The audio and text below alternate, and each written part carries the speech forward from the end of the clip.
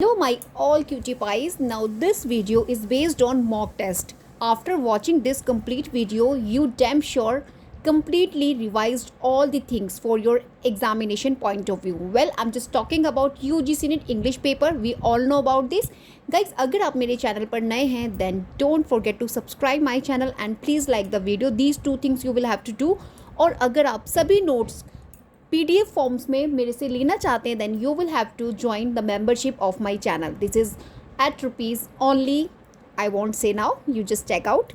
Now let's start today's video. So guys, I'm just starting from the mock test American literature. Now 40 MCQs we will discuss, presented by NS English Academy of course. Now the first question we have, who wrote the Scarlet Letter? Now the answer we have very simple, Nadine Hawthorne. Now the best thing of my video, मैं अभी आपको इसके जितना भी major facts है वो भी revise कराऊंगी. Not only we will discuss only the mock test और MCQs, राइट. तो ये जो स्कारलेट लेटर है गाइज, ये आपका एक नॉवल है जो नदाइन हॉथोर्न ने लिखा है, अमेरिकन राइटर है. और इसमें स्टोरी है हेस्टर प्राइन की. I am just writing here the protagonist name also, Hester Prynne, right. अच्छा, क्या है इसके बारे में? ये एक्चुअली जो हेस्टर प्राइन है, पब्लिकली शेम्ड इसको किया जाता है फॉर अडल्ट्री, क्योंकि जो आपका प्यूरिटन बॉस्टन है and force to wear a scarlet A. अभी क्या होता है, कोई भी जैसे एक्स्ट्रा अफेयर और काइंड्स ऑफ थिंग्स, अडल्ट्री जो आप समझते हैं, we all know actually about it. तो जो भी इस सब काइंड्स ऑफ वर्क के अंदर इन्वॉल्व होता है तो उनको एक स्कारलेट ए, अल्फ़ाबेट ए करके, ये अडल्ट्री का कहने मतलब एक सिंबल है, इसको उन्हें वियर करना पड़ता है on her chest. Now set in, ये जो आपका पर्टिकुलर नॉवल है द स्कारलेट लेटर, ये सेट है आपके 17th सेंचुरी. सो उस 17th सेंचुरी में जो कंडीशन था of their community, all the things mention as a novel in this particular scarlet letter. तो ये 17th सेंचुरी में आपका सेट हो रहा है. द नॉवल इसमें एक्सप्लेन किया जा रहा है, sin, guilt and conflict between public and private morality. Now ये जो आपकी नॉवल है 1850 में पब्लिश हो रहा है, 1850. Now this is the year of publication.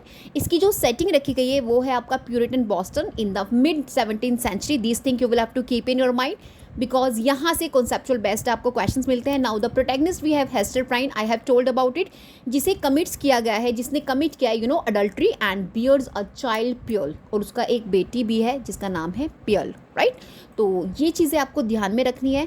And इनका जो मेन कैरेक्टर्स हैं, मैंने ऑलरेडी वीडियो बना रखी है, जो मैंने जितने भी मेजर कैरेक्टर्स आपसे UGC नेट पूछता है उन सभी का कंप्लीट लिस्ट मैंने प्रोवाइड किया है आप लोगों को इन माय वीडियोस. आप प्लीज़ चेकआउट. और अगर आपको वो सभी नोट्स चाहिए इन PDF फॉर्म तो आपको मेंबरशिप लेना पड़ेगा. एंड चलिए मैं आपको बता देती हूँ, हेस्टर प्राइन प्रोटैगनिस्ट है. आर्थर डिमेस्डल इसके अंदर मिनिस्टर होता है, और जो कौन होता है एक्चुअली, जो पर्ल इसकी बेटी होती है ना हेस्टर की, उसके फादर होते हैं. नाउ द रॉजर चिलिंगवर्थ, ये हेस्टर का हस्बैंड होता है, जिसने इसे काफ़ी समय पहले छोड़ दिया होता है.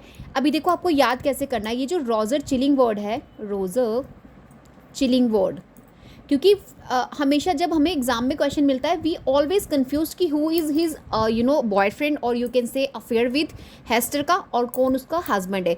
नाउ चिलिंगवर्थ से आपको याद रखना है, चिली माने मिर्ची.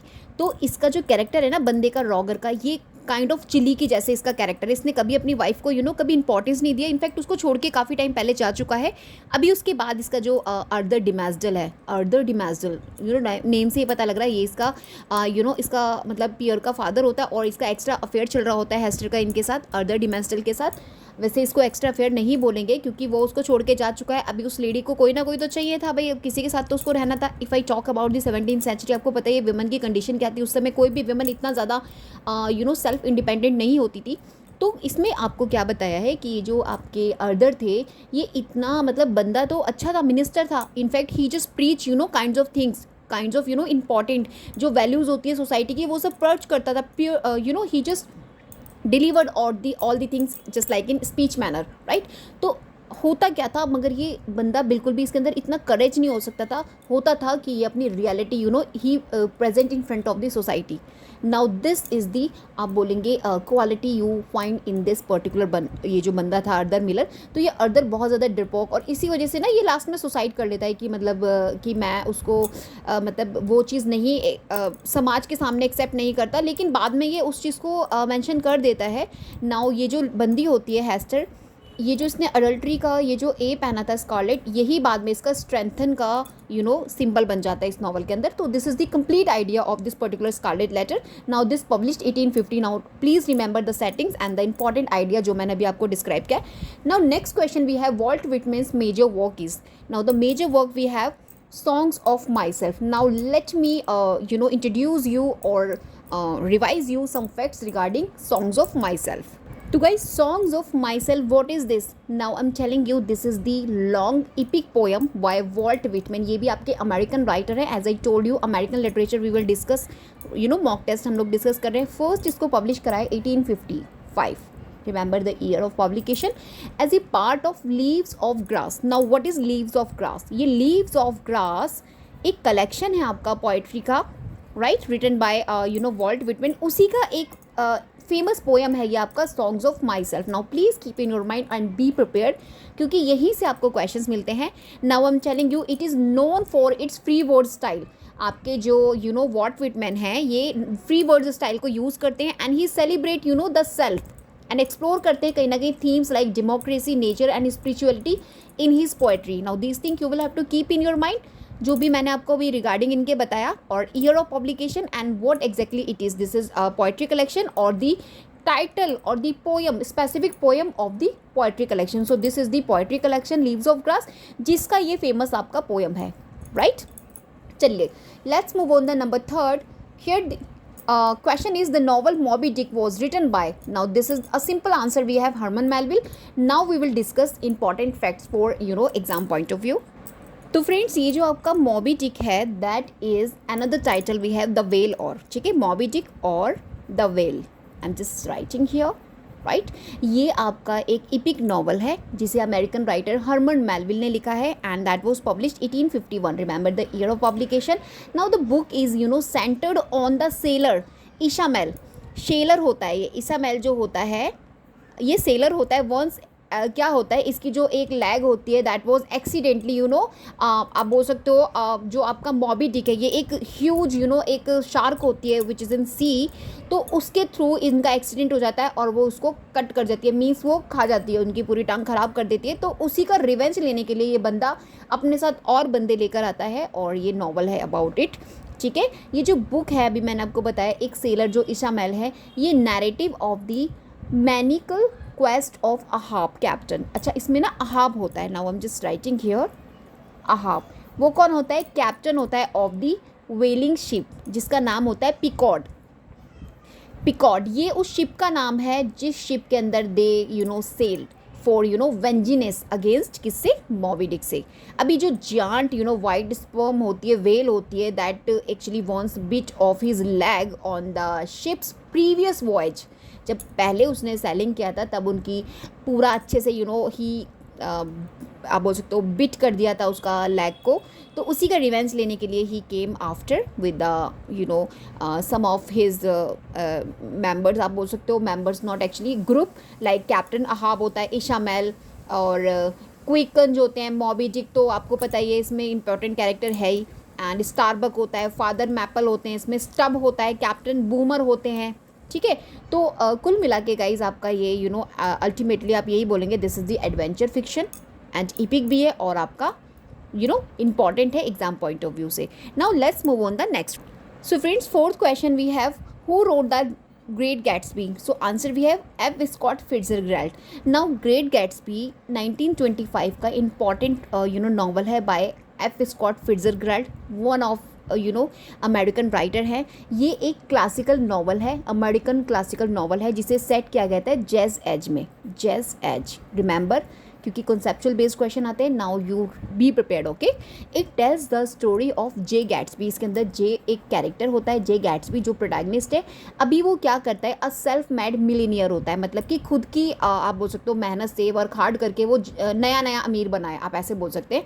And his pursuit of Daisy. Daisy एक बंदी होती है to whom he loves a lot. ठीक है, जैसे मूवीज़ में होता है, ये बहुत वेल्दी टाइप ऑफ विमन होती है, नॉट विमन एक्चुअली गर्ल होती है. अभी क्या होता है, जैसे आप मूवीज़ देखते हैं ना, मूवीज़ में क्या होता है, करीब सा पुअर सा हीरो होता है, वो एक अमीर लड़की से प्यार करता है और बहुत ज़्यादा प्यार करता है. अभी आप वो वाली मूवी देख लो जो आपकी सुनील शेट्टी की होती है ना, और सुनील शेट्टी और क्या नाम है उसका, तुम दिल की धड़कन में रहते हो, काइंड टाइप्स ऑफ गाना है उसके अंदर, धड़कन. या तो सेम स्टोरी उसी की है। अभी क्या करता है, जो सुनील शेट्टी होता है ना, वो जे है, वो क्या करता है कि अपने आप को बहुत ज़्यादा रिच कर लेता है और मतलब कि अब ये डेज़ी जो होती है ये एक भाई वेल्दी पर्सन से शादी कर लेती है, क्योंकि जैसे पेरेंट्स जिसको बोलते हैं कि नहीं ये बंदा आपके लिए अच्छा नहीं है, you please go with this one. तो एक अच्छे बंदे से इसकी शादी हो जाती है। मैं आपको भी नेम भी बताऊंगी उसका। तो बाद में ये बहुत ज़्यादा कहीं ना कहीं उसको जब अमीर हो जाता है तो ये गिफ्ट देना वो गिफ्ट देना, मतलब काइंड्स ऑफ थिंग्स उसको शो ऑफ करता है डेज़ी को, कि मतलब कि उसको लगे कि अभी मैं तुम्हारे लिए परफेक्ट हो गया हूँ, लेकिन अभी तो वो उसको लाइक ही नहीं करती, उससे तो उसने वो इंपॉर्टेंस कभी दी ही नहीं जे को। तो this is the story based on, ठीक है, तो इसी की स्टोरी अराउंड है ये। तो it tells the story of J Gatsby की, जो सेल्फ मेड मिलीनियर है and his pursuit of Daisy. मैंने बताया भी जो विमन है, एक वेल्दी विमन होती है, he loved in his youth, जो अपनी मतलब कि व्हेन शी वॉज गर्ल तब वो उससे प्यार करती थी। अभी वो वेल्दी विमन है क्योंकि उसकी शादी हो चुकी है। अभी ये जो नॉवल है इसमें आपको एक्सप्लोर करने के लिए मिलेगा themes like wealth, class, love and the elusive nature of the American dream. American dream आपको पता है ना, वर्ल्ड वॉर फर्स्ट के बाद क्या हुआ था, व्हाट हैपन एग्जैक्टली। सभी लोग अमेरिका में मतलब कि नए नए अमीर हो रहे थे, जल्दी से उन वेल्थी हो रहे थे, तो उनकी एक सिचुएशन बताने की कोशिश की है, लाइक जैज़ एज को रिप्रेजेंट किया है इस नॉवल के अंदर। सो इम्पॉर्टेंट है।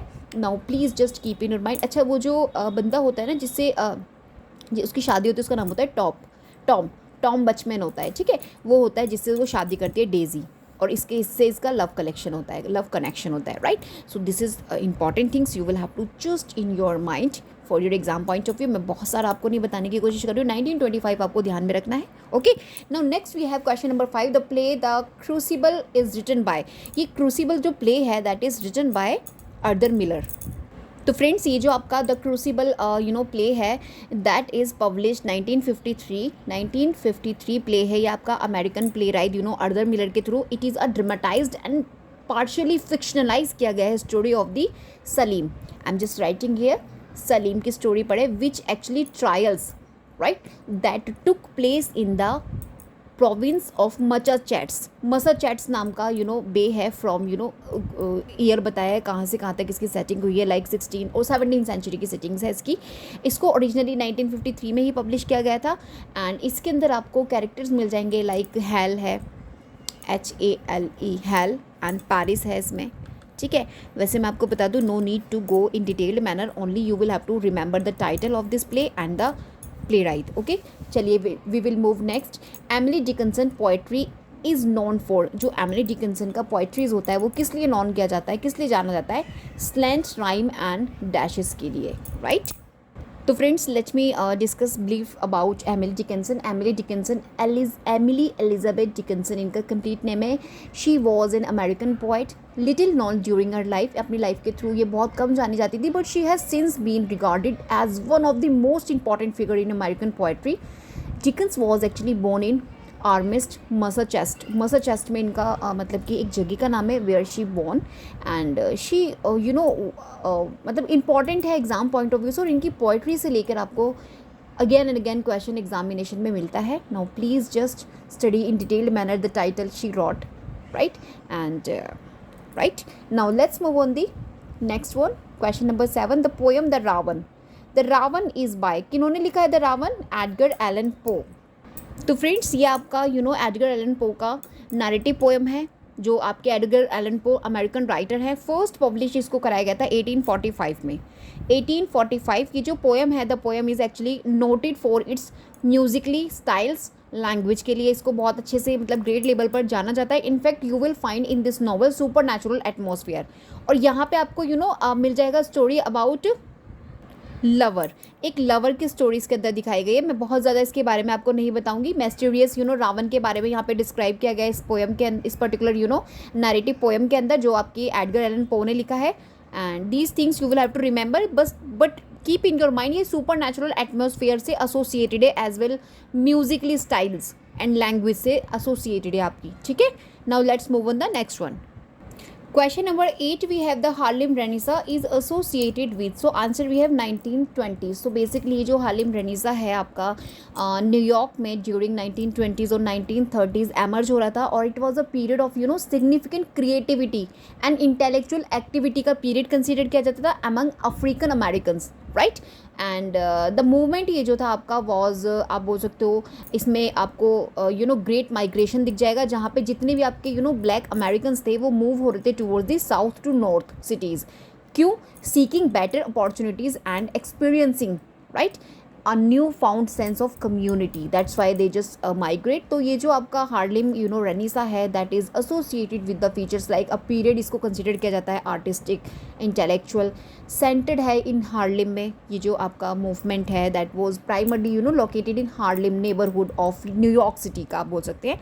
और यहाँ पे आपको impact of the great migration का मिल जाएगा, लाइक किस तरीके से African Americans from the south to north cities मतलब कि माइग्रेट हो रहे थे। And diverse forms of expressions आपको मिल जाएगी, like end of the movement, ये जो ग्रेट डिप्रेशन है एंड द एंड ऑफ, मतलब इसके बाद जो है आपका ग्रेट डिप्रेशन आता है जो 1930 से आपका इमर्ज होने लगता है, right. Now these things you will have to keep in your mind. चलिए let's move on the next one. Adventure of Huckleberry Finn is a work of, किन का वर्क है ये? That is by Mark Twain. So now guys, ये जो adventure of Huckleberry Finn है ये एक पिकारेस नॉवल है। This is the picaresque novel. Now this question also मतलब this type of question also have been asked in your examination कि what type of novel it is. तो picaresque novel है ये आपका अमेरिकन ऑथर मार्क ट्वेन ने इसको लिखा है, जो फर्स्ट इसको पब्लिश कराया था यूनाइटेड किंगडम में। देखिए यूनाइटेड किंगडम में that was published in 1884 and United states में इसको पब्लिश कराया था 1885 में। Please keep in your mind, क्योंकि यहाँ से भी आपसे माइनर चीज़ें पूछ ली जाती है। Now this is consider great American novels में से एक कंसीडर किया जाता है। In fact, it was considered first in major American literature to be written, throughout in vernacular English. ये आपका, important text है जो आपका vernacular English में लिखा गया है, अमेरिकन लिटरेचर में। और मैं आपको बता दूँ HUC के हक, ये हक जो होता है, हक फिन, ये नरेटर है ऑफ टू अदर ट्वेन की नॉवेल्स, लाइक जो टॉम सेवर एब्रोड करके एंड टॉम सेवर डिटेक्टिव करके जो इनकी टू अदर नॉवेल्स हैं आपकी मार्क ट्वेन की, उसका भी नरेटर आपका हक फिन ही है। Now please just keep in your mind. और ये जो बुक है, राइट, एक्सप्लोर करती है themes like race and identity, right. So please just keep in your mind. Now let's move on the next one. Next question we have, the novel Beloved is written by. This is most important and repeated text, Beloved by Toni Morrison. Now let's discuss about. So now guys, I'm just giving you some important facts regarding Beloved. आपको इसका plot summary अभी तक आपने study कर लिया होगा. Now another things we will discuss. First of all, this was published 1987 का novel है. अमेरिकन नॉवलिस्ट टॉनी मॉरिसन ने इसको लिखा है. एंड गाइज मैं आपको बता दूं, after American civil war that was, आप बोल सकते हो, सेट हो रही है आपकी नॉवल. और इस नॉवल के अंदर आपको स्टोरी मिल जाएगी एक एक ऐसी फैमिली की, जिस फैमिली में हमेशा आपको conflicts, misbehaviour, right, child neglect, abuse, kinds of individual parents occur continuously, regularity, तीस थिंग्स आपको मिल जाएगी. तो उस फैमिली की स्टोरी है ये आपकी कुल मिलाकर इम्पॉर्टेंट है. और मेन थिंग इज़ दैट ये जो नॉवल है आपकी, नरेटिव है जो बीलव्ड का बेस्ड है Margaret, I am just writing the name of that woman, Margaret Garner. ये वो लेडी है, रियल में वो विमन है जिसने अपने 2 ऑफ डॉटर्स को डेथ कर दिया था, उसको मार दिया था, killed her 2 daughters just because of enslaved person, right. That's the reason. और इसी पर बेस्ड है आपकी ये जो स्टोरी है Beloved, right. So this thing you will have to important और अपने माइंड में आपको रखना है. ये जो नॉवल है, पुलित्ज़र प्राइज़ इसको मिला था, right. And of course that was finalise for national book award also. और मतलब इम्पॉर्टेंट है एंड एग्ज़ाम में आपसे अगैन एंड अगैन पूछा जाता है, right. And guys important fact, ये जो आपका बीलव्ड है ये फर्स्ट ऑफ 3 नॉवेल्स में है about love and African American history. अगर आप based theme African and American history पर बेस्ड जो आपकी ट्रिलॉजी में से आपका एक पार्ट है Beloved. And the second one we have Jazz and the third one we have Paradise. ठीक है, ये जैज़ जो है आपका 1992 में आ रहा है एंड पैराडाइज जो है आपका 1997 and this was 1987. Now this is the trilogy, right.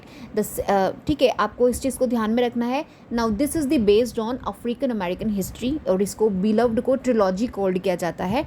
क्योंकि ये जो आपकी मॉरिसन थी, द राइटर और the author of this particular Beloved की, इन्होंने एक बार ऐसा बोला था, she said they are intended to be read together. ये चाहती थी कि ना ये सभी जो ट्रिलॉजी के पार्ट्स हैं लाइक जैज़, पैराडाइज और आपका बिलव्ड, इन सभी को together they have to study, reader को टुगेदर इनको स्टडी करना पड़ेगा टू क्योंकि इन्होंने एक जो कॉन्सेप्ट क्लियर कराया है, और यू कैन से एक जो कॉन्सेप्चुअल का कनेक्शन है इन द सर्च ऑफ मतलब फॉर द बिलव्ड। तो इस सभी को बहुत अच्छे से अगर आप क्लियर करना चाहते हैं then you will have to complete study करनी पड़ेगी। This is the statement by Morrison said once. Okay, now please keep in your mind regarding this. Now we will move to next one. Which novel by John Steinbeck focus on the great depression? अभी वो इनकी कौन सी novel है which focus कर रही है आपकी ग्रेट डिप्रेशन पर? Now the answer we have the Grapes of Wrath. मैं आपको बता दूँ, the Sun also rises, as I ले dine, Catcher in the Rye, all are important and NFT। यहाँ सिर्फ मेरे आप इस मॉक टेस्ट से सिर्फ आंसर मत देखिए, मैं अभी आपको सब चीज़ एक्सप्लेन नहीं कर सकती फ्रेंड्स, अगर सभी लेके बैठूंगी then we will lost are lots of time. Now you will have to just revise, at least कुछ नहीं करना, ईयर ऑफ पब्लिकेशन इनका ध्यान में रखना है, like sun also rises, as I ले डाइन, कैचर इन द रे। आपको क्यों करना है? क्योंकि ये सभी इंपॉर्टेंट टेक्स्ट हैं, आपके क्लासिकल टेक्स्ट हैं, that appeared in your examination again and again. और अगर आप इन सभी की लिस्ट अपने पास चाहते हैं देन मेंबरशिप ज्वाइन कर लीजिए। अगर मेंबरशिप ज्वाइन नहीं करना है तो प्लीज़ मेरा वीडियो देख लीजिएगा, जहाँ पे मैंने टॉप आपको लिस्ट दी रखी है 200 टेक्स्ट की। इनफैक्ट अभी बिफोर योर एग्जामिनेशन में आपको मोर इम्पॉर्टेंट लिस्ट आपके लिए लेकर आने वाली हूँ, जो आपको कंप्लीट रिवीजन देगा आपके एग्जामिनेशन में। अगर आपने अभी तक स्टडी नहीं किया है तो at least factual and chronology questions हम अटैम्प्ट कर जाएंगे and we will secure are 120 and 130 marks मैं आपके सिक्योर करा दूंगी विद द लिस्ट ऑफ जो भी मैं आपको प्रोवाइड कर रही हूँ। ट्रस्ट मी, अगर ट्रस्ट करते हैं then follow the suggestion whatever I just provide you all, right. आपको डेफिनेटली फ्रूटफुल रिजल्ट मिलने वाला है and those preparing before last 2 months और 3 मंथ्स, उनके लिए तो गुड टू गो है, उनके लिए तो रिवीजन है। और अगर अभी तक आपने नहीं पढ़ा है तो जस्ट तोते की तरह, just like a parrot, cram all the text जो भी मैं आपको लिस्ट में प्रोवाइड कर रही हूँ along with year of publication. Definitely आप क्वेश्चंस अपने राइट टिक करेंगे इन योर एग्जामिनेशन। चलिए अभी मैं थोड़ा सा आपको द ग्रैप्स ऑफ रेथ का फैक्ट्स बता दूं which will help you in your revision. Friends, ये जो आपका द ग्रैप्स ऑफ रेथ है दैट वॉज एन अमेरिकन आपकी रियलिस्टिक नॉवल है जो आपके जॉन स्टीनबर्ग ने लिखी है, अमेरिकन राइटर हैं। मैं आपको बता दूं John Steinbeck he won Pulitzer prize in the year 1962। Please keep in your mind, क्योंकि यहाँ से आपको सेपरेट क्वेश्चंस मिलता है। Now let's discuss about this. ये जो ग्रैप ऑफ रेथ है दैट वॉज पब्लिश्ड 1939, राइट। और मैं आपको बता दूं this book won the national book award as well the Pulitzer prize for fiction के लिए इसको मिला हुआ है। और ये जो नॉवल है इनका आपका ग्रैप्स ऑफ रेथ जो है ये स्टीनबर्ग का ड्यूरिंग ग्रेट डिप्रेशन में, जो ग्रेट डिप्रेशन था, इकोनॉमिक डाउन टर्न जिसे बोलते हैं, जो आपका 1929 टू 1939 ड्यूरिंग इमर्ज था, तो उसी के ड्यूरिंग इसका सेटिंग हुआ था, दैट्स वाई। और आपको पता ही होगा great depression which was unemployment and poverty, drastic reductions आपको देखने मिलेगा इंडस्ट्रियल प्रोडक्शन में, किस तरीके से प्रॉब्लम्स हो रही थी यूनाइटेड स्टेट्स में, इकोनॉमिक आप बोल सकते हैं economic problems were emerge during that time. तो उसी पर बेस्ड है आपका ग्रेट डिप्रेशन, और during that period this novel was written, और कहीं ना कहीं एक्सप्लोर किया इसमें थीम को। इसमें जो फ्रेंड्स कैरेक्टर्स हैं ना वो मैं प्रोनाउंस नहीं कर पाती, बड़े अजीब अजीब से नेम है। मैंने जो कैरेक्टर लिस्ट दिया था उसमें मैंने आपको दिए हैं और इंपॉर्टेंट है, you will have to keep in your mind. और मैं आपको बता दूं ये जो ग्रैप्स ऑफ रेथ है इतना इंपॉर्टेंट बुक है, फ्रिक्वेंटली अभी इसको देखेंगे अमेरिकन जो हाई स्कूल्स हैं और कॉलेजेस हैं, लिटरेचर हैं, क्लासेस हैं, उसमें इस पर्टिकुलर टेक्स्ट को पढ़ाया जाता है। Why? Because it is historical context and enduring legacy, right. So please just keep in your mind and we will move next one. Friends 12 question देखिए, बहुत इंपॉर्टेंट है। Because I could not stop for death, ये किसने लिखा है? ये आपका Emily Dickinson ने लिखा है। Now we have so many interesting facts regarding Emily Dickinson. मैं भी आपको बता दूँ कि जो because I could not sleep for death है, ये एक लिरिकल पोएम है एमिली डिकन्सन का, जिसे फर्स्ट पोस्टमसली पब्लिश कराया गया था इनकी सीरीज़ 1 में। जो इनका पोएम सीरीज़ 1 करके था, पोएम्स सीरीज़ 1, ठीक है। उसमें इसको 1890 में पब्लिश कराया गया था। मैं आपको बता दूँ, ये जो डिकिंसन थी, इनके जितने भी वर्क्स थे was never authorize to be publish. उनको ऑथोराइज नहीं किया जाता था पब्लिश के लिए। So it is unknown whether because I could not stop for death was completed, आप बोल देंगे, और अबंडन इसको कर दिया गया था। क्यों? क्योंकि शी वॉज मतलब कि विमन थी, इस वजह से नहीं करती थी, तो उन्होंने एक पेन नेम यूज़ किया था अपना, राइट। एक्चुअली ये जो एमिली डिकन्सन थी, she did not use any pseudonym. इनकी जो पोएम्स थी वो पब्लिश एनोनिमसली। प्लीज़ गाइज, मैं थोड़ा सा कंफ्यूज हो गई थी यहाँ पे, एनोनिमसली, ठीक है। इनकी जितनी भी स्टार्टिंग की अर्ली पोएम्स थी दैट वो पब्लिश हुई थी anonymously, but she did not ever used, आप बोल सकते हो she never ever used any pseudonym, okay. तो फ्रेंड्स, ये जो इनका पोएम है because I could not stop for death, इस पोएम के अंदर ना ये जो कहीं ना कहीं इसमें ना डेथ को एक सिविलाइज्ड पर्सन की तरह मतलब कि एक्सप्लोर किया गया है। मींस जो पोएट होता है ना, उसे एक राइट पर ले जाया जाता है, एक राइट पर ले जाते हैं और उनको मतलब कि फेस कराते हैं उनकी एक राइट, उनकी जो एक डेथ राइट होती है, ठीक है। अभी जो पोएम है, पोएम के अंदर जो पोएट है वो ना बिल्कुल भी अपनी डेथ को देखकर सामने डर नहीं रही, जैसे कि यूजुअली होता है ना, we all fearing about to listen the name of our death, है ना। तो ये क्या है, पोएट जो है ये डर नहीं रही बिकॉज शी नोज कि सबको एक ना एक दिन वहाँ पे जाना है, all have to face their death ultimately. तो ये बहुत ही पीस माइंड से, और आप बोल सकते हैं पेशेंसली, मतलब डेथ को एक तरह से फेस आउट कर रही है, अपने सामने अपनी डेथ को देख रही है, but there is no any kind of jumbled up and anything, nothing, आप बोल सकते हो, कुछ भी ऐसा नहीं हो रहा। बड़े ही पेशेंसली वो उस चीज़ को क्या कर रही है, एक्सेप्ट कर रही है। You mean she accept the death, the facts of death, क्योंकि उसको पता है कि सभी को वो एक ना एक दिन मिलना है। तो this is the poem about this. Now the next question we have the poet associated with transcendentalism. Now we have to select the poem. अभी यहाँ पे मैंने सिर्फ वन आंसर है आपको, मतलब कि only one you will have to, but examination में you will might get the answers more than one. Like आपको वो कह देंगे select कीजिए कौन सी वो novels और poets हैं जो आपके associated है transcendentalism. So answer we have R.W. Amazon. और guys मैं आपको बता दूँ, मैंने लिटरेरी मूवमेंट्स करके कंप्लीट लिस्ट प्रोवाइड की है अपनी वीडियोस में, रिसेंटली अभी मैंने अपलोड किया है बिफोर सम डेज, है ना। तो आप please go and check out the literary movements. वहाँ पे मैंने ट्रांसेंडेंटलिज्म के बारे में आपको समझाया भी है। In fact I just told you the members associated with this, तो आपको हेल्प मिल जाएगा, उन्हें रिवाइज कर लीजिएगा। अगर आपको क्वेश्चन मिल जाएगा, if the question more than one you will have to select, then what will you do, तो आपको पता होने चाहिए at least 4 names you will have to complete, आप उसके sustain in your mind regarding transcendentalism, right. तो फ्रेंड्स मैं आपको थोड़ा सा बता दूँ, ये जो ट्रांसेंडेंटलिज्म है, what is this is the philosophical, literary और आपका रिलीजियस मूवमेंट है जो फ्लरिश हो रहा है आपका 1830s टू 1840s। कहाँ पे हो रहा है?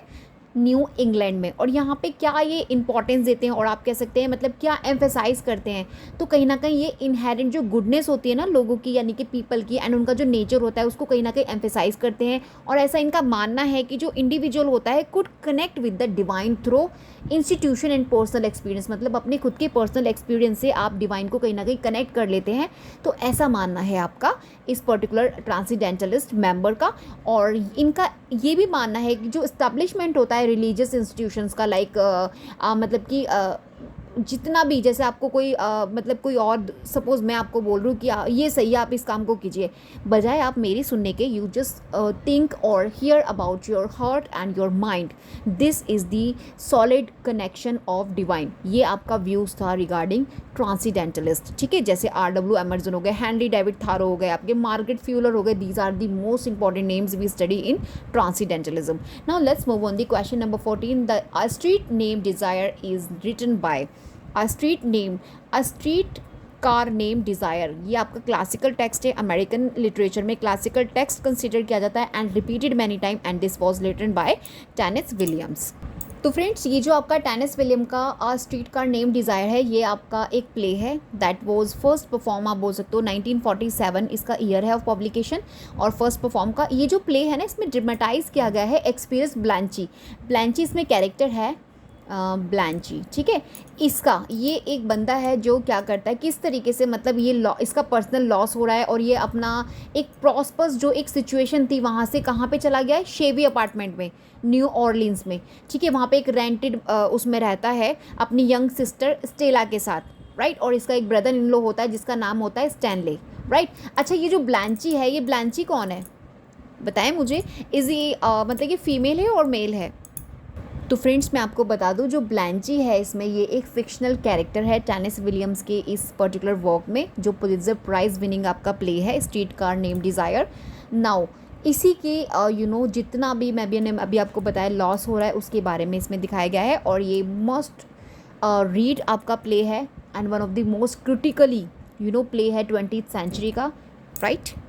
तो फ्रेंड्स ये जो आपका नेक्स्ट क्वेश्चन है 15 number, go tell it on the mountain, ये नॉवल किसका है? सो पहले मैं आपको बता दूं, this is written by James Baldwin. Now go tell it on the mountain 1953 में इसको पब्लिश कराया गया है। This is a semi autobiographical novel, semi autobiographical, ये आपकी नॉवल है जिसे जेम्स बॉल्डविन ने लिखा है। इसमें ना आपको स्टोरी मिल जाएगी जेम्स की, जेम्स ग्रीम्स करके इसमें एक प्रोटैगनिस्ट है। इसके अंदर ना इनकी स्टोरी है और इनकी फैमिली के, अच्छा मैं बता दूँ ये ड्यूरिंग एमर्ज हो रही है हार्लेम रेनेसा मीन्स 1930s। ये जो जॉन ग्रीम्स होता है ये एक टीनेजर है, इसको ये स्टोरी ना बैक में जा रही है, मतलब कि बैक स्टोरी इसमें इनके जैसे मतलब इनके जॉन के जो फादर हैं और इनकी जो मदर हैं उनके बारे में मतलब स्टोरी है, लाइक इनके स्टेप फादर के बारे में, ठीक है। तो बैक में जा रही है, फ्लैशबैक हो रहा है स्टोरी के अंदर। और ये जो नॉवल है फोकस कर रही है कहीं ना कहीं रोल ऑफ चर्च का रोल इसमें दिखाया गया है, and lives of African Americans की लाइफ के बारे में दिखाया गया है। कितना नेगेटिव सोर्स है, रिप्रेशन है, मोरल हाइपोक्रेसी है, positive source of inspiration and community कहीं ना कहीं उसमें मतलब कि उसकी होप है। तो दीज आप समझ सकते हैं थीम्स पर बेस्ड है ये जो नॉवल है, ऑटोबायोग्राफिकल नॉवल है। Now please just keep in your mind, and important one है, एग्जाम में पूछ लिया जाएगा। Now you will have to remember 1953 the year of publication and the author James Baldwin, right. तो guys number 16 we have the Sound and the Fury, ये novel important है, 1929 इसकी publication है and this was written by William Faulkner. Now this is based on several narrative style पर based है, several narrative style पर based है आपका ये, और आपका स्ट्रीम ऑफ कॉन्शियसनेस का one of the most important example है स्ट्रीम ऑफ कॉन्शियसनेस, ठीक है। एंड गाइज मैं आपको बता दूं William Faulkner one of the critic हैं और कह सकते हैं आप अमेरिकन राइटर हैं जिन्होंने स्ट्रीम ऑफ कॉन्शियसनेस को यूज़ किया है ग्रेट लेवल पर, राइट। सो ये 1929 में इसको पब्लिश कराया गया है। एंड फ्रेंड्स ये जो नॉवल है आपका the Sound and the Fury, ये 4 चैप्टर्स में डिवाइडेड है, राइट। और जो शुरू के इसके 3 चैप्टर्स हैं वो बेस्ड हैं आपके स्ट्रीम ऑफ कॉन्शियसनेस टेक्निक पर, मीन्स जिसमें इंटरनल मोनोलॉग आपको देखने मिलेगा। Now let's move on the next one, number 16, okay? The Catcher in the Rye is a novel by, तो ये आपका इंपॉर्टेंट है J.D. सेलिंगर का, already have been asked many time in your examination like matching and chronology में आपको ये सभी text मिलते हैं। ये आपका J.D. सेलिंगर का कैचर ऑफ द रे हो गया, the Sound and the fury हो गया, और भी जितने भी मैंने अभी तक इंपॉर्टेंट आपसे डिस्कस किए हैं एज वेल, सभी ऑप्शंस को देखिएगा, सभी ऑप्शन इंपॉर्टेंट है। Now let's discuss brief about the catcher in the रे। तो फ्रेंड्स ये जो इनका द कैचर इन द री है, ये फर्स्ट आपका जो J.D. सेलिंगर का ओनली नॉवल है जिसे 1951 में बुक फॉर्म में इसको पब्लिश कराया गया था। उससे पहले that was published in serial, right, इसको सीरियल में पब्लिश कराया गया था। नाउ आफ्टर दैट ये अपना जो बुक फॉर्म में 1951 में पब्लिश हुआ था। और फ्रेंड्स ये इतना फेमस ये नॉवल हुआ था कि इसको translate this particular novel the catcher in the rye has been translated widely about 1 million copies, क्योंकि इसकी जितनी भी 1 मिलियन कॉपीज़ थी are sold each year, right. Now please just keep in your mind, क्योंकि यहाँ से भी आपको क्वेश्चन एग्जाम में मिल जाता है। एंड गाइज ये जो आपका द कैचर इन द री है, इसे नरेट किया गया है सब्जेक्टिव स्टाइल में from the point of view Holden Caulfield. I am just writing here Holden Caulfield के पॉइंट ऑफ व्यू से इसको नरेट किया गया है दिस स्टोरी को, right. Now let's move on the next question. I celebrate myself and sing myself. It is the opening line of, famous line है exam में, already have been asked. This is the line from the songs of myself, जो अभी मैंने आपको vault विटविन का बताया था, leaves of grass के कलेक्शन में आपकी एक पोएम थी, 1955 पब्लिकेशन थी, और इसी का ये आपका ओपनिंग लाइन है। Now next move on the next one, who wrote the Souls of Black Folk, the Souls of Black Folk. So answer we have W.E.B. Du Bois. Now guys I'm telling you the Souls of Black Folk, क्या है ये? इसका पहले तो आपको subtitle पता होना चाहिए। This is the essays, means आप बोल सकते हो एंथ्रोपोलॉजी है, जहाँ पर आपको मोर देन वन एसेज मिल जाते हैं, दैट इज़ कॉल्ड एंथ्रोपोलॉजी। तो ये आपका एसेज एंड स्केचेस है, एंड स्केचेस, राइट।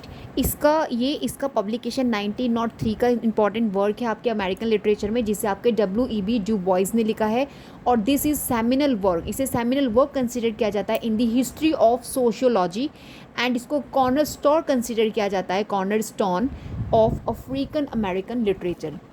नाउ मैं आपको बता दूं, ये जो बुक है इनकी, जिसका नेम है the souls of black folk और एसेज एंड स्केचेस, ये आपकी कंटेन करती है several essays on on the topic of race, some of which had been publish earlier. इनमें से कुछ एसेज थे इसके जो अर्लियर पब्लिश हो गए थे अटलांटिक मंथली में, एंड जो बाद के थे वो डेवलप हो रहे थे आगे, सो दिस इज़ इम्पॉर्टेंट। एंड मैं आपको बता दूं, जो डू बॉयज़ हैं आपके, ये इंपॉर्टेंट जो राइटर हैं, American writer, he is associated और he used the term double conscious. अभी यहाँ से आपको क्वेश्चन मिल जाता है कि डबल कॉन्शियस आपका एसोसिएटेड किसके साथ है, राइट? तो double consciousness associated with W.E.B. Do boys, इनके साथ एसोसिएटेड है, राइट? और ये इन्हों का परहैप्स आप बोल सकते हो टेकन फ्रॉम R.W. एमर्सन से लिया गया है, जो आपके कौन है, the transcendentalist, famous for the transcendentalist. Okay, now the question number 20, the Waste Land is publish, तो 1922 इंपॉर्टेंट है, एंड गाइज इसके 5 सेक्शन में it was divided, revolutionary work है आपके TSC लेट का। Now this is divided into 5 section in chronology manner, you will have to keep in your mind. Let's move on the next one, 21, Sylvia Plath's only novel is, अभी कौन सी novel है, the Bell Jar. So guys ये जो आपका the Bell Jar है by Sylvia Plath, this is only the novel written bye Sylvia Plath. Originally इसको publish कराया था under the pseudonym, you will have to remember, Victoria Lucas, ठीक है। This is the सीडोनेम जिसके अंडर इस particular novel को publish कराया गया था इन द ईयर 1963, रिमेंबर। और ये जो नॉवल है कहीं ना कहीं ये एक सेमी ऑटोबायोग्राफिकल है, with the names of places and people changed, right? और राइट, आपको ये चीज़ें याद रखती है। Now let's move on the next one. Okay, तो friends next question 22, we have Invisible Man by Ralph Ellison deals with, ये किससे डील करता है, रेसिज्म एंड आइडेंटिटी। नाउ मैं आपको बता दूं, इनविजिबल मैन राल्फ एलिसन का फर्स्ट नॉवल है, जिसे ओनली वन पब्लिश्ड है ड्यूरिंग हिज लाइफ टाइम, जिसे लाइफ टाइम में इनके पब्लिश कराया गया था। It was first published by British magazine horizon, British magazine horizon में इसको पब्लिश कराया गया है 1947 द ईयर ऑफ पब्लिकेशन। और इसमें आपको ना काफ़ी सारे many of the social and intellectual issues मिल जाएंगे, जो फेस किए गए थे किन के थ्रू, अफ्रीकन अमेरिकन के through in the early 20th century. Now आपका ये जो नॉवल है इसमें ब्लैक नेशनलिज्म को इंक्लूड किया है, Marxism also included in this. And ये जो वर्क है invisible man won the US national book award for fiction 1953 the year when this particular work won national book award for fiction, right? And guys मैं आपको बता दूं, जो narrator है इस नॉवल का, इनविजिबल मैन का, वो एक अननेम्ड ब्लैक मैन होता है, जो बिगिन करता है शुरू करता है describing his living condition and underground room, right? So this is the story, यहीं से स्टार्ट हो रही है। अभी मैं बहुत ज़्यादा डीपली नहीं जाऊँगी, let's move on the next one. अभी नेक्स्ट आपसे पूछा है, leaves of grass was first publish, इसको फर्स्ट कब पब्लिश कराया गया था, 1855 में, राइट? जिसका नॉवल अभी हम लोगों ने पीछे डिस्कस किया था ना, what was the name of it, आप मुझे कमेंट्स करके बताइएगा। ओके, चलिए let's move on the next question. Now guys this is most important question, और एग्जाम्पल भी है, मैं क्यों आपको लिस्ट प्रोवाइड करती हूँ। देखिए, who among the following was a confessional poet, sorry, ठीक है। तो यहाँ पे आपसे कन्फेशनल पोएट करके क्वेश्चन पूछा है कि वो कौन से कन्फेशनल पोएट हैं। सेम वे में आपको क्वेश्चन मिलता है कन्फेशनल पोएम्स, ठीक है। मैं इसीलिए आपको फोकस करती हूँ लिस्ट देने के लिए, जितने भी इंपॉर्टेंट और फ्रिक्वेंट अपीयर्ड होते हैं एग्जाम्स में, उस पर बेस्ड आपका लिस्ट बनता है, एंड उसके बिहाल पर हम लोग प्रिपेयर करते हैं, और यहीं से क्वेश्चन आपके सर्कुलेट होते हैं। नाउ यहाँ पे आपसे पॉइंट पूछा है, so we will have answer Sylvia Plath. Now I have discussed when मैं लिटरेरी मूवमेंट्स का मैंने वीडियो अपलोड किया था, उसमें मैंने वो आपको कन्फेशनल पॉइंट्स के बारे में भी, इनफैक्ट आपको फैक्ट्स भी बताए थे, as well members associated with this, वो भी मैंने डिस्कस किए थे। Go and check that video if you not watch yet. Okay, चलिए let's move on the next one. Which author is known for the Age of Innocence, किसने लिखा है? So answer we have Edith Wharton. Now let's discuss what the Age of Innocence. Friends, ये जो the Age of Innocence है that was a novel by American author Edith Wharton ने इसको लिखा है, right, this is we cleared. Now this published in the year 1920, now 1920 में इसको publish कराया गया है, और this is the 8th number of novel written by Edith Wharton, और इसको ना पहले सीरियलाइज कराया गया था, राइट, इन 4 पार्ट्स में। 1920s में इसको पहले सीरियलाइज हुई थी, देन इट बुक फॉर्म्स, और सीरियलाइज हुई थी आपकी magazine Pictorial review. I am just writing here pictorial review, क्योंकि सिर्फ आपसे क्वेश्चंस ये नहीं पूछा जाता पब्लिकेशन ईयर और ऑथर पूछ ले, they might be ask you Pictorial Review like in which it was serialise. अभी वो आपसे पूछ लेंगे the Age of Innocence, this is the novel by Edith Wharton, number 8 number of novel, this was first serialised in which, तो answer we have the magazine Pictorial Review, ठीक है। उसके बाद इसको बुक फॉर्म में रिलीज़ किया गया था, और मैं आपको बता दूं it won the Pulitzer prize also for fiction के लिए। 1921 में इस बुक को पुलित्जर के लिए फिक्शन के लिए पुलित्जर प्राइज मिल चुका है। एंड और ये जो आपकी द राइटर हैं, द ऑथर हैं Edith Wharton, she is become the first woman to win the prize, right. So these things you will have to just keep in your mind. तो friends, next we have uncle Tom's cabin was written to address, ये क्या address कर रही है? So answer we have slavery and abolition. Now what is it? Uncle Tom cabins, और आप इसको life among the lolly, मैं लिख लेती हूँ, सब टाइटल भी है इसका, लाइफ अमंग द लोली, ठीक है। ये आपका एंटी स्लेवरी नॉवल है, जो आपके अमेरिकन ऑथर किन्होंने लिखा है इसको? Tell me. Harriet Beecher Stowe, HB Stowe ने इसको लिखा है। I am just writing here, Harriet Beecher Stowe writer हैं आपके नॉवल के, और इसको पब्लिश कराया है 2 वॉल्यूम्स में, राइट। 1852 में that was published in 2 volumes. और ये जो आपका नॉवल है इसमें आपको मतलब कि कहीं ना कहीं ये जो नॉवल है दिस इज़ अबाउट, तो फ्रेंड्स अबाउट है ये आपके ardour shall be, I am just writing here, ardour shall be. ये क्या होता है? बंदा फेस कर रहा होता है loss of his farm because of डेप्ट। So this is the story about it. Now let's move on the next one. जितना भी देखिए इंपॉर्टेंट फैक्ट्स होता है that can I explain you, I just tried my best, right. The poem supermarket in California, this is by, किसने लिखा है supermarket in California? So answer we have Allen Ginsberg. तो friends, ये जो आपका 27 ये पोएम है सुपरमार्केट इन कैलिफोर्निया, ये आपका पोएम बाय किसके थ्रू लिखा गया? एलन गिन्सबर्ग के थ्रू। एंड फर्स्ट इसको पब्लिश कराया गया था हाउल एंड अदर पोएम्स, जो इनका कलेक्शन था ना आपके एलन गिन्सबर्ग का, हाउल एंड अदर पोएम्स, जो 1956 में आया था, उसी में फ्रेंड्स इसको पब्लिश कराया गया है। और ये जो पोएम है इसमें जो नरेटर है वो कहीं ना कहीं विजिट कर रहा होता है सुपरमार्केट में कैलिफोर्निया की, और इमेज कर रहा है फाइंडिंग मतलब उसकी इमेजिनेशन आपको देखने मिलेगा। तो kinds of things you just find in this particular poem. तो जितना इंपॉर्टेंट था मैंने आपको इसमें बता दिया, you will have to keep in your mind, ठीक है। Now let's move on the next one. So guys 28 we have who wrote the glass Menagerie. तो ग्लास मिनेगरी आपका नेक्स्ट अगेन टेनेसी विलियम्स का है। अभी हमने इनका स्ट्रीट कार नेम डिज़ायर अभी डिस्कस कर लिया। Now this is the second work, the glass menagerie. Now next one we have 29 Their Eyes Were Watching God is by Zora Neale Hudson का important classical text समझा जाता है, consider किया जाता है आपके अमेरिकन लिटरेचर का।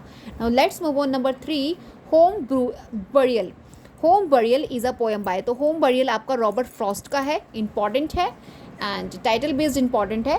Who wrote the to kill a mockingbird, ये टू किल अ मॉकिंगबर्ड 1960 में पब्लिश हुआ है। This is written by Harper Lee, classical text of American literature. तो guys next question we have which novel of Faulkner is set in यॉर्क पटनावा county. इस county में कौन सा नॉवल है जो इनका सेट हुआ है? तो we have light in August. Light in August इनका 1932 नॉवल है आपके विलियम फॉकनर का, एंड अमेरिकन ऑथर है आपके। ये इंपॉर्टेंट देखिए, विलियम फॉकनर के जितना भी इंपॉर्टेंट नॉवल्स हैं आपको उनको क्रोनोलॉजी में ध्यान में रखना है। और ये कहीं ना कहीं ये जो नॉवल है लाइट इन अगस्त बिलोंग करती है southern gothic modernist literary genre को, right. Now let's move on the next one. Question number 33, which writer is associated with minimalism से कौन सा राइटर है जो आपके एसोसिएटेड है? So answer we have Raymond Carver. Minimalism क्या होता है? मैंने अपनी प्रीवियस वीडियोस में जहाँ पे मैंने आपको जितना भी लिटरेरी किस पर बेस था, जो लिटरेरी थ्योरीज़ पर बेस था, राइट, पोस्ट मॉडर्न की, जब मैं आपको मतलब एज के बारे में आपको एक्सप्लेन करी थी वीडियो में, उसमें मैंने बहुत अच्छे से डिस्क्राइब किया है दिस पर्टिकुलर मिनिमलिज्म को। तो फ्रेंड्स मैं आपको बता दूँ, ये स्टाइल है, this is the style of writing जो कहीं ना कहीं आप बोल सकते हैं एक्सप्लोर करता है सिंप्लिसिटी को, ब्रेविटी को, एंड फोकस किया जाता है यहाँ पे surface of everyday life, means everyday life को, सिंप्लिसिटी को, जब भी हम सिंप्लिसिटी की बात करते हैं it means everyday life, common people, ठीक है, इन सब की जब बात होती है, so this is the style, इसी को मिनिमलिज्म बोला जाता है। Now please keep in your mind the author used this particular Raymond Carver. Okay, चलिए next move on the question number 34। Song of Solomon is a novel by, so answer we have Toni Morrison का another novel है। Please just keep in your mind and just check out the year of publication. It's true. Now next we have the phrase lost generation associated with, lost generation आपका किसके साथ associated है? All the writers after World War First, जो भी writers आपके during World War First लिख रहे थे, after the World War First means I'm talking about after 1914, those associated lost generation, right? So guys, next question we have, who wrote Slaughterhouse 5? Now this is the text जो आपका associated है post modern. अभी जितने भी post modern से आपके text associated है वहाँ पर एग्जामिनर बहुत ज़्यादा फोकस करता है, जितने भी इंपॉर्टेंट टेक्स्ट हैं आपको उनको ध्यान में रखना है, the writer itself and the year of publication. Now if I talk about this slaughterhouse 5, तो इसको we have another title of this particular work. Now I am just writing, क्योंकि यहाँ से examiner can be asked you question, the children's crusade, ठीक है, और इसका subtitle है a duty dance with death, a duty dance with death, this is the title. आपको इसको ध्यान में रखना है, they can ask be. Okay, 1969 publication है, सेमी ऑटोबायोग्राफिक साइंस फिक्शन है आपका ये, राइट, एंटीवार, और ये लिखा किसने है? Now the answer we have Kurt Vonnegut, ठीक है। आपको उन राइटर्स का भी ध्यान में रखना है, मैं भी लिस्ट आपकी अपनी शॉर्ट्स में आपको रिवाइज करा दूंगी, जितने भी पोस्ट मॉडर्न आपके विक्टोरियन के, मॉडर्निस्ट के जितने भी राइटर्स हैं उन सभी की आपको एक लिस्ट, फेमस राइटर्स, यहाँ से भी आपको एक पर्टिकुलर क्वेश्चन मिलने वाला है in your examination, so please be prepared of it also. Now question number 37, the first American novel is generally considered to be, क्या कंसिडर की जाती है? The power of sympathy. Okay, now next question number 38 we have Robert Lowell's poem skunk R belongs to which literary movements? तो कौन से literary movement से it associated? Confessional poetry, right? Let's move on the next one. So guys, next question we have, who wrote The Awakening? Now this is the work written by Cat Chopin. Now let's discuss, this is the novel, Cat Chopin ने इसको लिखा है, इसको first publish कराया है 1899 में friends, and इसको New Orleans में सेट किया गया है। Now let's discuss what exactly we study in this novel. तो ये जो नॉवल है इसमें आपको ब्लेंडिंग्स मिल जाएगी रियलिस्टिक नैरेटिव की, और as well social commentary and psychological complexities आपको देखने मिल जाएगी इस पर्टिकुलर नॉवल के अंदर। ये जो नॉवल है ना आपकी, स्टार्ट हो रही है विद दी पेंटिलियर फैमिली होती है, जिसके अंदर कैरेक्टर्स होते हैं। अभी मैं सारी चीज़ें आपको नहीं बताऊंगी क्योंकि we are just going to discuss mock test, तो जितना इंपॉर्टेंट है मैं आपको बताने की कोशिश कर रही हूँ। Now please guys go and check out and just at is once read the idea of this particular novel. Now let's begin or let's start from the question number 40. The Beat Generation poet who wrote Hole is, तो very important and very famous question this is, Allen Ginsberg। तो ये आपकी beat generation से associated है। मेरे literary movement का जो भी मेरा वीडियो था उसमें मैंने अच्छे से डिस्क्राइब किया इसके बारे में। So now guys we have done with 40 mock test. अभी अगर आप चाहते हैं just like in same manner में आपको एग्ज़ाम तक और भी इम्पॉर्टेंट, अभी ये जो हमारा मॉक टेस्ट था this is based on American literature, यहाँ से आपको इस पर्टिकुलर पेपर से काफ़ी अच्छे से रिवाइज हो गया होगा आपका अमेरिकन लिटरेचर। अभी इफ़ यू रियली वांट कि मैं इसी तरीके से सिलेक्टेड क्वेश्चंस आपके लिए as a mock test provide करूँ till your examination, so please comment me below. And if you really want this particular papers, अगर आपको ये सभी पेपर्स चाहिए, ये सभी notes of mind, if you really want so you will have to join my membership of my channel. बहुत ज़्यादा आपको चार्ज नहीं करना फ्रेंड्स, ट्रस्ट मी। एजुकेशन और आपका जो भी एग्ज़ाम में आपका कंटेंट है इंपॉर्टेंट, अगर आपको कंटेंट इन एट द बड़ी चीप प्राइस पे अगर आपको मिल रहा है, so what's wrong with it, आप इजीली उसको ले सकते हैं। और अगर आप नहीं भी लेना चाहते, it's okay friends, you are most welcome. आप YouTube videos of mine watch and just once more आप इसको एक्सप्लेनेशन को अच्छे से रिवाइज कीजिए, जो भी मैंने रिगार्डिंग इन सभी MCQs के बताया है आपको। It really really help you a lot in your examination. Well, जितना भी कंटेंट मैं आप लोगों को प्रोवाइड कर रही हूँ, अगर आप कंसिस्टेंसी से उस सभी को फॉलो करते हैं, देन आपका JRF पक्का है, राइट। अगर JRF पक्का नहीं है तो एटलीस्ट आपका UGC नेट तो कम्प्लीटली आपका क्वालिफाई होने वाला है। अगर आप उन सभी को, जितना भी अभी मेरा, चलिए ज़्यादा नहीं मैं बोल रही, जितना भी रिसेंटली वीडियोस मैं आपको प्रोवाइड कर रही हूँ, लाइक लिस्ट इंपॉर्टेंट आपको प्रोवाइड कर रही हूँ, उस सबको अगर आप रिवाइज कर लेते हैं, then you done with your UGC NET English exam paper. Okay, चलिए, we will meet in next video. Friends, like करना मत भूलिएगा। वॉच करके वीडियो को आप लोग लाइक नहीं करते हैं, बहुत कंजूसी करते हैं, प्लीज़ लाइक कर दीजिएगा। इतना टाइम से मेरे को बोलना पड़ता है, आपको फैक्ट्स बताती हूँ, वरना मेरे को क्या है, मैं तो आपको खाली लिस्ट भी प्रोवाइड कर सकती हूँ। इट टेक्स हाफ टाइम, अभी मेरा को 50 मिनट्स हो गए, 50 मैं तो 25 मिनट्स में आपका कंप्लीट कर देती, लेकिन मैंने 50 minutes, I took 50 minutes because I really want कि आपको क्वेश्चंस के साथ साथ जितना भी रिवीजन मैं दे सकती हूँ, I tried my best. Okay, we will meet in next video. और मेंबर्स, मेरे जितना भी मेंबर्स हैं, डोंट फॉरगेट टू, मैं शाम को आप लोगों के लिए कुछ इंपॉर्टेंट सा लेकर आने वाली हूँ अपने मेंबर्स के लिए। We will meet in that video. Bye bye.